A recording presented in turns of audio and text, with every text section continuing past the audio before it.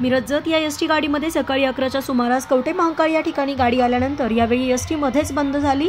सदर गाडीमधील प्रवासी दुसऱ्या गाडीने मिरजेकडे पाठवण्यात आले, परंतु काही अंतर आल्यावर नादुरुस्त गाडीच्या प्रवाशांना आपल्या सामानाची चोरी झाल्याचे लक्षात आल्यावर गाडी थेट मिरज ग्रामीण पोलीस ठाण्याकडे वळवण्यात आली। यावेळी प्रवाशांनी आणि महिलेच्या नातेवाईकांनी एसटीतील सर्व प्रवाशांची झाडाझडती घेतली, मात्र चोरट्यांचा कोणताच सुगावा लागला नाही, तर जवळपास 2 तास सर्व प्रवाशांना ताटकळत उभे राहावे लागले।